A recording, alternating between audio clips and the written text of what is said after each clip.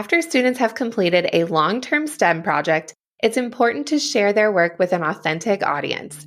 How do you do this besides having kids stand in front of the class and share one after the other?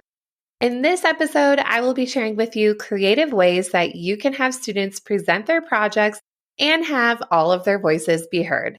Welcome to the Elementary STEM Coach Podcast, a show that'll help you with lesson ideas, systems, and actionable tips to apply to your classroom. I am your host, Naomi Meredith, a former classroom teacher turned current STEM teacher and coach. With over a decade of experience teaching and a master's degree in STEM leadership, I am here to coach you throughout the year to help you gain back more time to create innovative experiences for your students. Grab your earbuds and let's get started.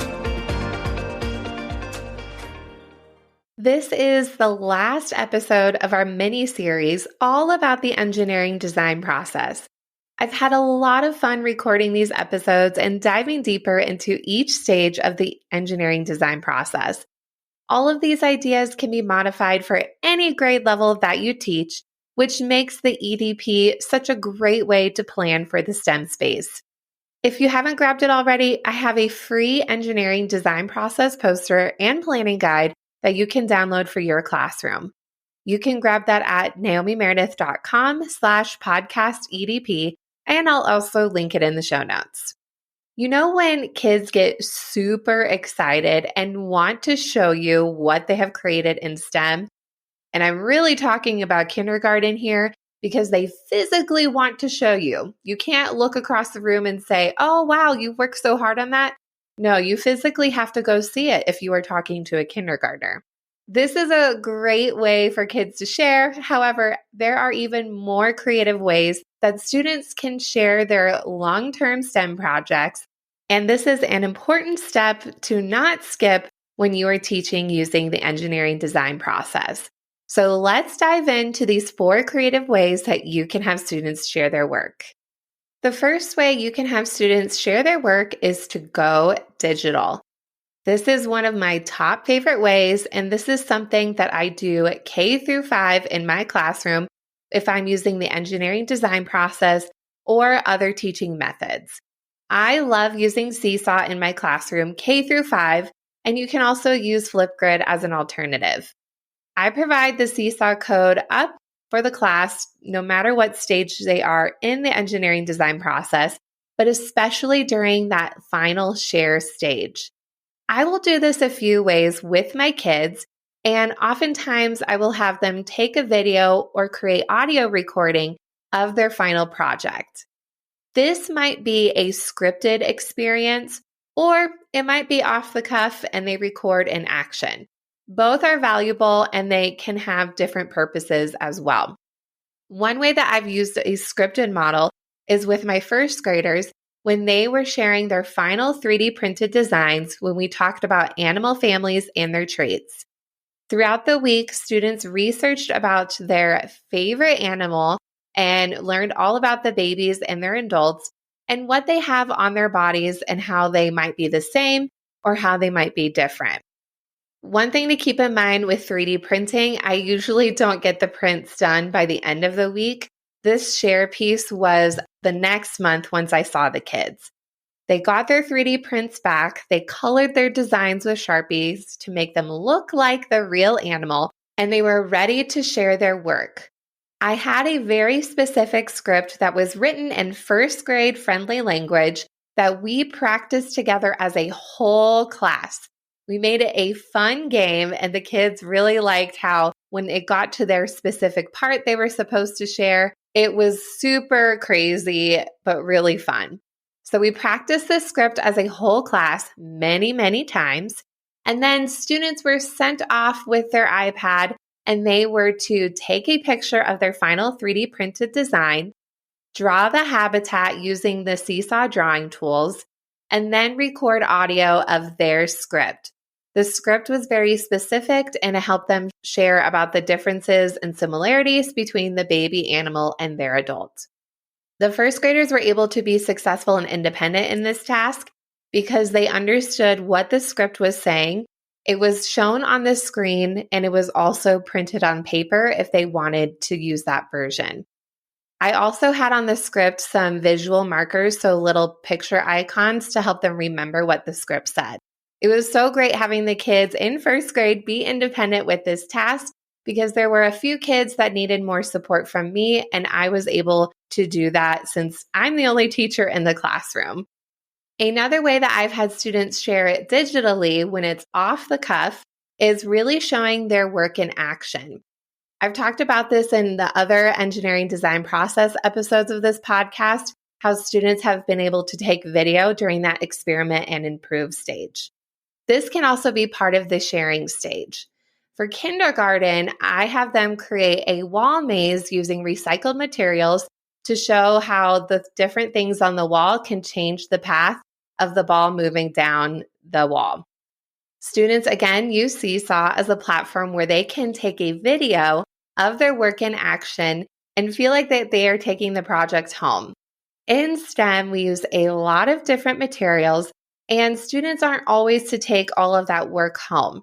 Even if it's recycled materials, it just doesn't always make sense for them to take home, let's say, their cardboard wall maze.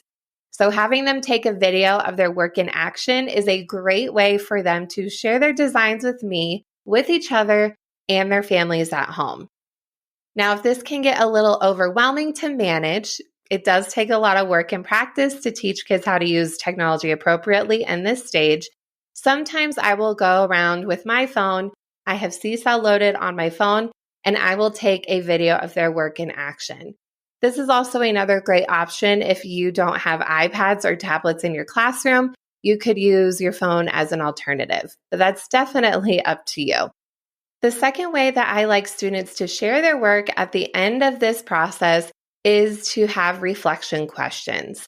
I use the same 3 questions for all of my engineering design process challenges year-round and for all of my grade levels.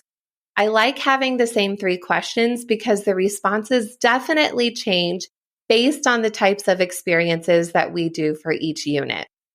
It also helps build that consistency where kids are mentally keeping track of how they are growing throughout these processes and working to try their best.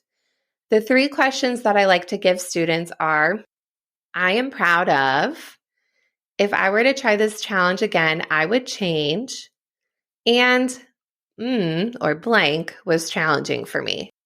These are some great questions for students to type their response so you can mix in that digital sharing, record audio, or even video of their response. So there's a lot of differentiation within these questions.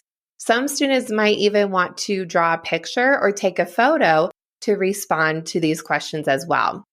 You can even mix in these questions and have them as a class discussion throughout the week. Or if you are pressed for time, this could just be the last day of your share and you have students share as a small group and then as a whole class. The third way that you can have students creatively share their projects is peer-to-peer sharing. Especially in the older grades, they love to hear what their other friends in the class think about their projects. Yes, they want me as a teacher to notice their work, but as they get older, they are so focused on what their peers think. So give them the opportunity and teach them constructive ways to respond to one another. One way that I have done this is with 4th grade, and they created videos that was all about space junk. So throughout the week, they were researching about what space junk is, what are the problems, and what are some possible solutions, and even think of their own solution. They created a short video in Adobe Spark with a voiceover to share their findings in a concise and clear way. From there, students pasted the link of their video in Seesaw. You guys know I love Seesaw by now. They pasted it in Seesaw, and we talked about ways that are constructive to comment on one another's work. Students commented on the videos, and they wrote at least one thing the students did well in their video and one thing that they needed to work on. The great thing is that these comments come to me first, so I was able to review those before they were approved and that the other students in the class could see. During this same unit, for 2nd grade, 2nd graders researched about different natural disasters that happen in our world, and they created a scripted video that utilized green screen to teach us about this natural disaster. Again, students had that video posted in Seesaw, and instead of giving feedback through typing, students were given paper feedback checklists where they could circle what went well in the video and things that they needed to work on. This could definitely work for the older grades as well, using a peer feedback checklist, especially when it comes to video and audio productions of their work. This same checklist was also used for the students when they were modifying their videos and before they were posting it. So all of the qualifications that their peers were marking them on weren't a surprise because these were things that they needed to add to their video anyway. Having a mix of that digital and paper was a great way to have students reflect on their work and hear their peers' viewpoint of what their STEM project was. The fourth way that you can have students share their designs is creating a museum experience. This is one that you definitely will need space within your classroom or somewhere else in the building where other classes can move about and check out the students' work. Maybe consider if there's any display cases in your building that you could use for a month or so, maybe somewhere in the library on top of the bookshelves. Get creative, and this is a really fun, interactive way where, again, students have an authentic audience to view their work. I did this when I was teaching third grade. So before I became a STEM teacher, I taught second grade for 2 years and third grade for 4 years. My third graders were really obsessed about rocks and minerals, and that was one of the standards that we were teaching in science at the time. This isn't per se a STEM project, but this is more so to help you get an idea of how to do a museum style sharing in your classroom. Students were given a specific rock or mineral that they wanted to learn more about, and I actually had the real rocks and minerals for them to explore. They researched about their rock or mineral using a variety of resources, and then they created an interactive poster for other kids, other third graders, and their book buddies to explore. Students created little short videos and audio recordings that were created in Seesaw, and there was a share button that could create a QR code that could then be posted on the poster. When we were at recess, lunch, or specials, the different classes had the opportunity to sign up for those times when my room was empty, and they could borrow the iPads and check out our interactive displays and all the different rocks and minerals that we had in our classroom. So this was not only a great way for my third grade students to have an authentic audience throughout the day, but the other classes had an in-house field trip that they could come and explore as well. And the classroom teachers appreciate it because there were no permission slips or bus forms required. Another way that I have done this museum style is for a semester when I first started teaching STEM, I actually taught gifted and talented science on Mondays for the kids who had been identified in giftedness within science. We would work on projects for the whole semester, and then students had the opportunity to share their project with their peers through a museum style. I did provide a peer feedback checklist, a lot like the one that I just talked about, that the other third, fourth, or fifth graders were given, and they could give feedback to their peers on their project. After this museum experience, students collected those peer feedback forms and actually created a graph based on the responses that they were given, and then reflected on how they could improve their work for a different type of presentation for next time.